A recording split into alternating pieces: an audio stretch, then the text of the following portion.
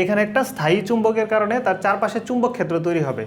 এই বিন্দুতে ধরে নিলাম আমাদের চুম্বক ক্ষেত্র ডান দিকে। যদি এই চুম্বক ক্ষেত্রের ভিতর দিয়ে কিউ চার্জ ভি বেগে গতিশীল হয়, অর্থাৎ এই চুম্বক ক্ষেত্রের ভিতর দিয়ে একটি চার্জ লম্বভাবে গতিশীল হয়, তখন এই চার্জের উপর বল কাজ করে, এটাকে বলে চুম্বক বল। চুম্বক বল F = QVB sin θ। আর এই চুম্বক বলের দিক হিসাব করি আমরা ফ্লেমিংয়ের বাম হস্ত সূত্রের সাহায্যে।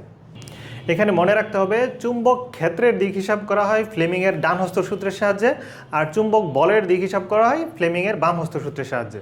ফ্লেমিংয়ের বাম হস্ত সূত্র অনুযায়ী আমাদের বাম হাতের তর্জনী আঙ্গুল, মধ্যম আঙ্গুল এবং বৃদ্ধাঙ্গুল এই তিনটা লম্ব বরাবর থাকবে। তারপর চুম্বক ক্ষেত্রের দিকে আমরা তর্জনী আঙ্গুল ধরবো এবং চার্জের বেগের দিকের সাথে আমরা মধ্যম আঙ্গুল ধরলে আমাদের বৃদ্ধাঙ্গুলটা হচ্ছে চুম্বক বলের দিক নির্দেশ করে। অর্থাৎ চুম্বক ক্ষেত্রের দিকে তর্জনী আঙ্গুল, চার্জের বেগের দিকে মধ্যম আঙ্গুল রাখলে বৃদ্ধাঙ্গুল হচ্ছে এই বোর্ডের ভিতরের দিকে, অর্থাৎ চুম্বক বল কাজ করবে বোর্ডের ভিতরের দিকে। এবার যদি ঠিক আগের চুম্বক ক্ষেত্রের জন্যই আমাদের চার্জ নিচের দিকে গতিশীল হয়, আমরা তর্জনী আঙ্গুল ধরবো চুম্বক ক্ষেত্রের দিকে, মধ্যম আঙ্গুল ধরবো চার্জের বেগের দিকে অর্থাৎ নিচের দিকে, তখন বৃদ্ধাঙ্গুল থাকে এই দিকে, অর্থাৎ বোর্ডের উপরের দিকে আমাদের চুম্বক বল কাজ করবে।